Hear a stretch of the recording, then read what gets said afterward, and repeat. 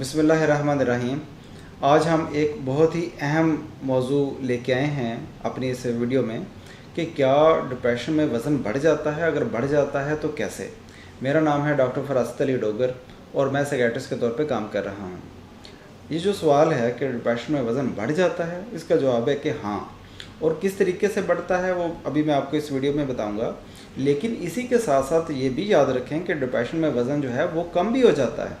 लोग हमारे पास आते हैं इस कंप्लेंट के साथ भी कि जब से डिप्रेशन है तब से वेट गेन हो रहा है, और इस कंप्लेंट के साथ भी आ रहे हैं कि डिप्रेशन है, बड़ी वीकनेस है और वज़न रोज़ बरोज़ गिरता जा रहा है। क्राइटेरिया के मुताबिक अगर 5% यानी जिस्म के वज़न में से 5% अगर पिछले 1-2 महीने में 3 महीने में वज़न बढ़ जाए या कम हो जाए तो ये इसको सिग्निफिकेंट, इसको सीरियस समझा जाता है कि हाँ, डिप्रेशन की वजह से ये मसला हो रहा है। अब हम आते हैं मौजू की तरफ कि अगर वज़न बढ़ता है डिप्रेशन में तो वो कैसे बढ़ता है। 4 बड़े बड़े मैकेनिज़्म है या तरीके हैं जिनकी वजह से वज़न बढ़ जाता है। सबसे पहली चीज़ है उसको हम कहते हैं कंफर्ट ईटिंग। यानी डिप्रेशन में क्या होता है, अगर हम इसकी इलामात के ऊपर बाकी वीडियो में वो आप देख लें कि बोरियत होती है, कुछ करने को दिल नहीं करता, हर चीज़ में उकताहट होती है, तो कुछ भी अच्छा नहीं लग रहा होता। तो ऐसी सूरत में वो इंसान जो डिप्रेशन का शिकार है वो खाने को एज ए कंफर्ट ईटिंग यानी खाने को एज ए एंजॉयमेंट, खाने को अपने स्ट्रेस से वक्ती तौर पे बचाव, वक्ती तौर पे एस्केप के तौर पे इस्तेमाल करता है। यानी कुछ भी अच्छा एक्टिविटी करने को नहीं है तो चलो खा लें, थोड़ी देर के बाद फिर बोरियत होगी फिर कुछ खा लें। यानी उस खाने के हवाले से जो खाने का जायका और उसकी वजह से वक्ती तौर पे जो ब्रेन केमिकल में चेंजेस आता है, डोपामिन रिलीज़ होता है, तो वो इफ़ेक्ट जो है वो डिप्रेशन के बचाव के लिए, उससे एस्केप के लिए इंसान खाता है और फिर बार बार खाता है। इसको हम कहते हैं कंफर्ट ईटिंग। तो जब वो बार बार खाएगा तो नतीजा क्या होगा, वज़न बढ़ जाएगा।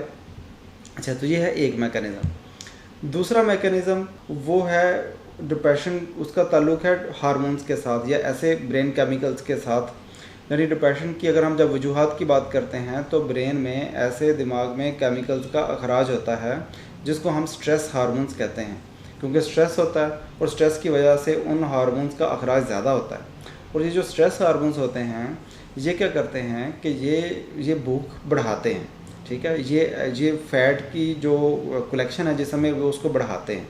तो स्ट्रेस हार्मोन की वजह से जो है वज़न बढ़ना शुरू हो जाता है। तीसरी वजह जो है डिप्रेशन में वज़न बढ़ने की वो है कि डिप्रेशन की जिस्मानी अलामात। उसमें क्या होता है कि सुस्ती है, लेथार्जी है, लेज़ीनेस है, कुछ करने को काम करने को दिल नहीं कर रहा, नढाल है, बस एक ही जगह पे पड़ा हुआ है, ठीक है, एक्सरसाइज करना उसको भी दिल नहीं कर रहा, चलने फिरने को बिल्कुल दिल नहीं कर रहा।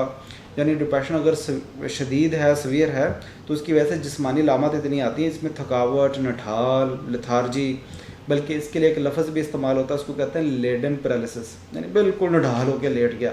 तो जब नढाल होकर लेटा रहेगा और ऊपर से खाना खाएगा और फिर कुछ ऐसे हार्मोन्स भी ऐसे चेंजेस आएंगे जिसकी वजह से वज़न बढ़ना शुरू होगा, तो वज़न तो फिर बढ़ेगा। अच्छा, चौथी चीज़ जिसकी वजह से डिप्रेशन में वज़न बढ़ता है वो है जब हम डिप्रेशन के इलाज के लिए मेडिसिन लेते हैं। तो डिप्रेशन के इलाज में जो मेडिसिन इस्तेमाल होती हैं वो मुख्तलिफ़ तरह की हैं।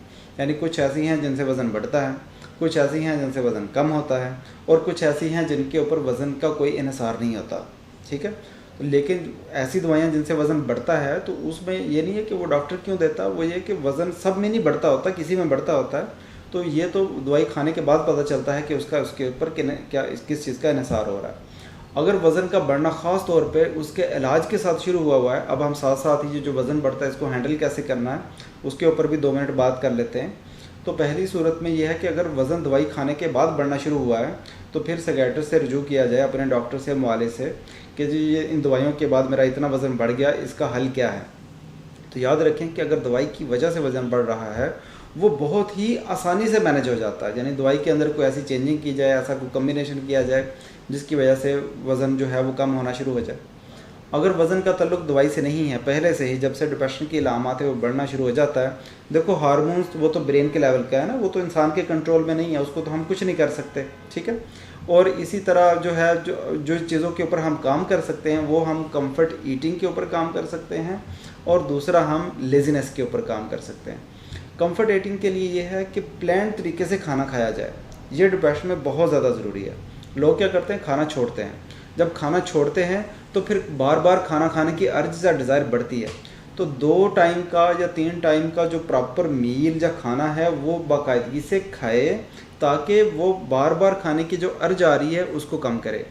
अच्छा, तो पहला तो ये है। दूसरा ये है कि वो अपने पास खाने की मिकदार ही कम रखे, यानी अगर प्रॉपर जितना 2-3 टाइम का मील का खाना खा लिया तो उसकी खाने की एक्सेस उसके सामने ना हो। उसको अर्ज आ रही है तो कोई खाने के टाइम पे कोई और एक्टिविटी कर ले, थोड़ी सी वॉक कर ले, डिस्ट्रैक्ट अपने आप को कर ले। तो ये है कंफर्ट ईटिंग का हल। लेज़ीनेस का हल क्या है? जो बहुत सुस्ती पड़ती है, नढालपन है, इसमें साइकोलॉजिस्ट हमारे वो बहुत अच्छे तरीके से प्रैक्टिस करवाते हैं। वो इसको कहते हैं एक्टिविटी स्केड्यूल। को डेली का एक्टिविटी स्केड्यूल जो अपने हिसाब से कर सके बाकायदगी से, वो बिल्कुल बचकाना लेवल पे स्टार्ट होता है कि जी इस टाइम पे क्या करना है, थोड़ा सा हिलजुल लेना है, थोड़ा सा ये काम कर लेना, थोड़ा सा ये काम कर लेना, फिर उसको ग्रेजुअली बढ़ाया जाता है। तो ये थी हमारी वीडियो आज की कि डिप्रेशन का ताल्लुक वज़न के साथ क्या है और किस तरीके से वज़न बढ़ता है। अब इससे अगली वीडियो में हम इस पे भी बात करेंगे कि डिप्रेशन में वज़न आखिर कम क्यों होता है और उसकी क्या वजूहात होती है। हम उम्मीद करते हैं कि आपको हमारी जो वीडियो पसंद आई होगी। अगले प्रोग्राम तक के लिए इजाज़त दीजिए। अल्लाह हाफ़िज़।